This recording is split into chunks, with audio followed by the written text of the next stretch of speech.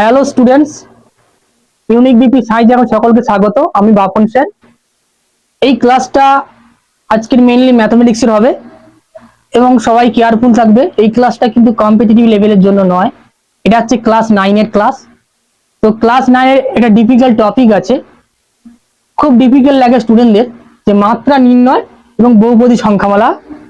এটা এই চ্যাপ্টারটা কিন্তু এটার মতন সহজ চ্যাপ্টার আর হয় না, এর থেকে সহজ কোনো চ্যাপ্টার হয় না। আমি ক্লাসটা করানোর পরে 10 মিনিট সময় লাগবে। 10 মিনিটের মধ্যে যদি এই চ্যাপ্টারের সব অঙ্ক না করতে পারো, তোমরা বলবে। 10 মিনিট সময় দিয়ে দেখবে, এটা মন দিয়ে দেখবে। আশা করি 10 মিনিটের মধ্যে তোমরা যা শিখে যাবে, ওই চ্যাপ্টারের অঙ্কগুলো কোনো স্যারকে করাতে হবে না, তোমরা নিজেরাই করতে পারবে। চলো, বেশি কথা নয়, এখন দেখা যাক। আমি একটা সমীকরণ লিখে রেখেছি। প্রথম কথা হচ্ছে বহুপদী সংখ্যামালা ও মাত্রা নির্ণয়। প্রথম কথা হচ্ছে কি, যে আমি যেটা শেখাবো এটা মুছে দিলাম। কি শেখাবো? প্রথম শেখাবো সংখ্যামালা কতগুলো আছে সেগুলো শেখাবো, তারপরে মাত্রা শেখাবো। দেখো, সংখ্যামালা নির্ণয়, সংখ্যা বা পদ সংখ্যা বলতে পারো, পদ সংখ্যা নির্ণয়। ঠিক আছে, পদ সংখ্যা নির্ণয় মানে কি?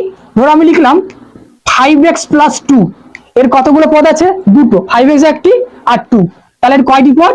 দুটি পদ। দুটি পদ মানে একে দ্বিপদী বলতে পারি। বানানটা তোমরা দেখে নেবে, চাপ নেই, জাস্ট কনসেপ্ট আমি দিচ্ছি। 10 মিনিট বললাম না, 10 মিনিটে কমপ্লিট করতে হতো, নাহলে তোমরা ভাবে 10 মিনিট বলে স্যার 1 মিনিট করছে। তার জন্য দ্বিপদী মানে দুটি পদ রয়েছে। অনেকগুলো উদাহরণ দিচ্ছি।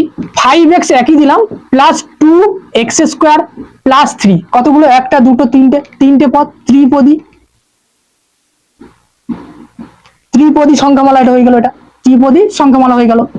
ঠিক আছে, যদি এমন দিই যে 22x², কটা পদ আছে? একটাই পদ, তাহলে কি হবে? এটা এক পদী। যদি এমন দিই আরেকটা 5x², 2x + 3, এখানে x³ দিয়ে দিই, x² + 3x + 2, কতগুলো পদ? 1 2 3 4। তো এখানে তো আর চতুর্পদী বলবো না, এখানে কি বলবো? বহুপদী। অ্যাকচুয়ালি একটার বেশি হয়ে গেলে, একটা পদের বেশি হয়ে গেলে বহুপদী বলতে পারি। আবার দুটো হলে দ্বিপদী বলতে পারি, বহুপদীও বলতে পারি। তিনটে হলে ত্রিপদীও বলতে পারি, বহুপদী বলতে পারি। আর চারটে হলে এটাকে কিন্তু বহুপদী বলবো। ঠিক আছে, তোমাদের চ্যাপ্টারে, তোমাদের বইতে যা রয়েছে বলছে কোনগুলি বহুপদী আর কোনগুলি এক, এরকম কিছুটা রয়েছে। বইটা আমার কাছে নেই, তোমরা দেখে নেবে, আশা করি এরকম রয়েছে, সেগুলো লেখো। যখনই দেখবে একটাই পদ আছে বলবে একপদী, একটার বেশি হয়ে গেলে তোমরা কি বলে দেবে? বহুপদী বলে দেবে। আর স্পেসিফিক ভাবে বলতে গেলে দ্বিপদী বলতে পারো। তাহলে এখন মনে হচ্ছে কনসেপ্টটা ক্লিয়ার হলো না? একটু গুলিয়ে গেলে। ব্যাপার হচ্ছে কি, একটা হলে একপদী, দুটো হলে দুপদী, তিনটে হলে তিনপদী, চারটে হলে চারটে করে থাকলে এরকম বহুপদী। ঠিক আছে, এবারে তোমাদের বইয়ের অনুযায়ী দুটো পদ থাকলে তাকে দ্বিপদীও বলতে পারো, বহুপদীও বলতে পারো, সমস্যা নেই। তিনটে পদ থাকলে দ্বিপদীও বলতে পারো, বহুপদীও বলতে পারো। আর একটা থাকলে অবশ্যই একপদী বলতে হবে, চারটে থাকলে অবশ্যই বহুপদী বলতে হবে, বা চারটের বেশি থাকলে অবশ্যই বহুপদী বলতে হবে। তাহলে কোনো একটা সংখ্যামালা দিয়ে যদি বলে সংখ্যামালা কত পদ, কয়টি পদ আছে বা কি পদী লেখো, আশা করি পারবে। দুটো হলে দ্বিপদী, তিনটে হলে তিনপদী, চারটে হলে বহুপদী, একটা হলে একপদী। তাহলে কি সংখ্যামালার পদ সংখ্যা যে নির্ণয়, যেটা আমি বললাম, আশা করি এটা তোমাদের প্রবলেম থাকছে না। এরপরে আসবো মাত্রা নির্ণয়। তাহলে আমি এটা মুছে দিলাম। মাত্রা নির্ণয়টা কেমন করে হবে দেখো। মাত্রা নির্ণয় এটা আরো সহজ। কেমন করে হবে? একই রকম উদাহরণ দিলাম। ধরো 5x⁴ + x + 2।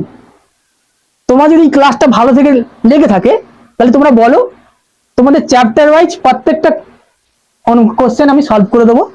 এটা আমি জাস্ট কনসেপ্ট দিচ্ছি।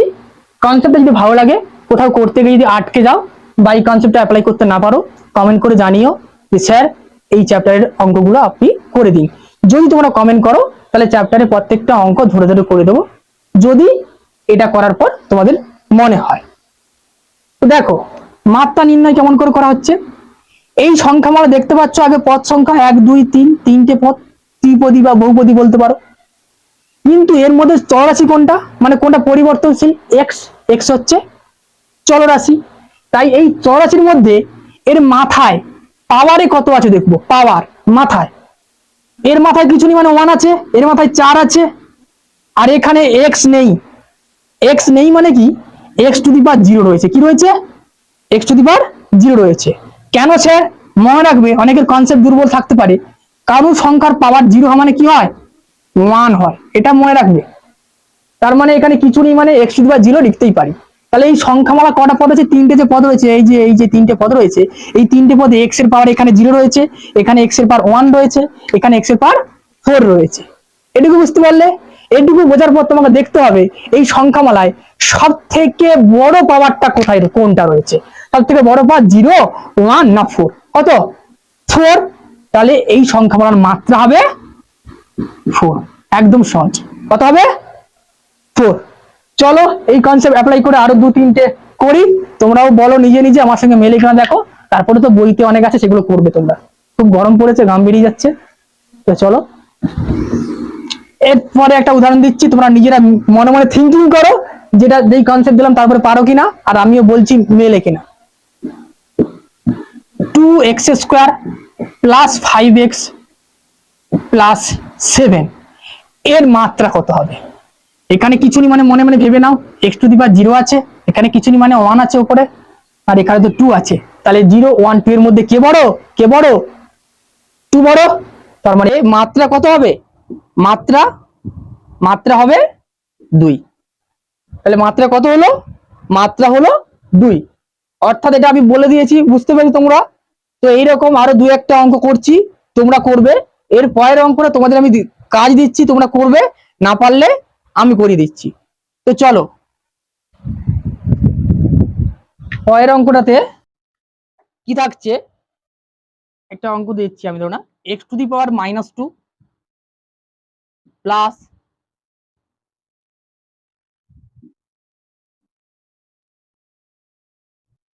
এটা দিলাম কি, x to the power -2 2x - 1 plus 7। এই সংখ্যামালার মাত্রা নির্ণয় করতে হবে। তোমাদের আমি 1 থেকে 5 গুনবো, তোমরা নিজেরা ভাববে। কেউ যদি খাতা কলম নিয়ে বসো, খাতা কলমে লিখে ফেলবে মাত্রাটা কত। আর কেউ যদি খাতা কলম নিয়ে না বসো, তাহলে তারা ভাববে যেটা কি হবে। ঠিক আছে, মাইন্ডে থিঙ্কিং করবে এর মাত্রা কত হবে। তোমরা এতক্ষণ যা শিখলে সেই কনসেপ্ট থেকে তোমরা করার চেষ্টা করো। আমি 1 থেকে 5 গুনবো, তোমরা করার চেষ্টা করবে, তারপরে আমি বলে দিচ্ছি। তবে আমি বললাম ম্যাক্সিমামরা ভুল করবে। তো ম্যাক্সিমামরা ভুল করবে, কেন বলছি দেখো। তোমরা আসলে করো, ভুল করো কি ঠিক করো দেখা যাক। 1 2 3 4 5, আশা করি তোমাদের হয়ে গেছে। তো এবার সবাই মিলিয়ে নাও, কে কি ভেবেছো বা কে কি লিখেছো সেটা মিলিয়ে নাও যে কি করে হলো। দেখো ম্যাক্সিমামরা উত্তর করেছো মাত্রা = -2, এটাই ম্যাক্সিমামরা উত্তর করেছো। মেবি আমার যেটুকু অভিজ্ঞতা পড়ানো থেকে, তো নাও করতে পারো। তো আমার মনে হচ্ছে এটা করেছো, কিন্তু যারা এটা করে থেকেছো তারা ভুল করেছো। যারা এটা করেছো তারা ভুল করেছো। কেন ভুল করেছো এখন দেখাচ্ছি, দেখো।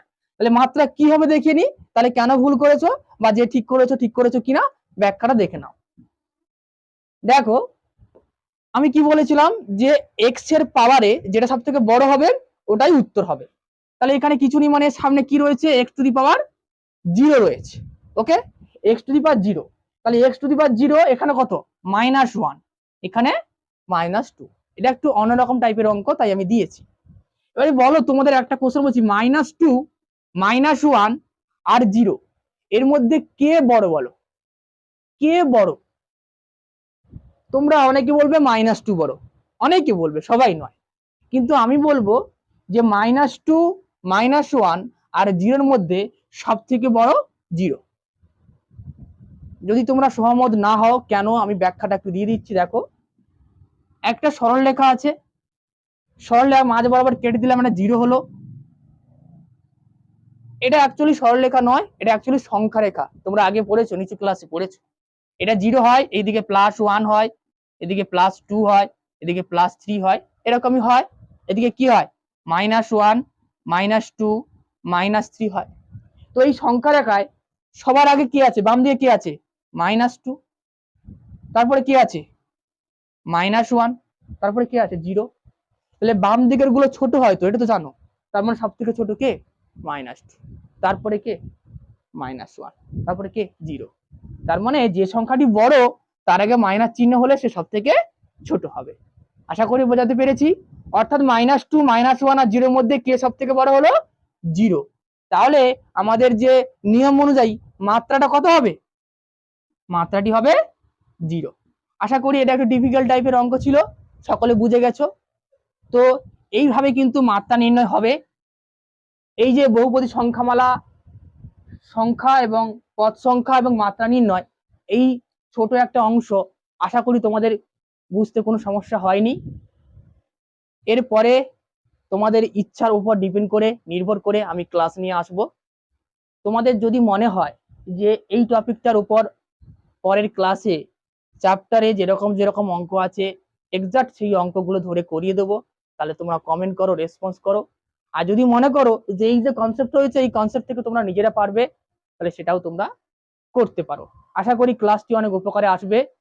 হ্যাঁ, তাই যদি মনে হয় এই ক্লাসগুলো তোমাদের উপকারে আসছে বা পরবর্তীকালে আসবে, তাহলে আমার চ্যানেলটি সাবস্ক্রাইব করে অল নোটিফিকেশনটি অন করে রাখবে, যাতে পরবর্তী বানানো ভিডিওগুলো সবার আগে তোমার ফোনে পৌঁছে যায়। সকলে ভালো থেকো, সুস্থ থেকো। পরের ক্লাসে দেখা হচ্ছে। টাটা।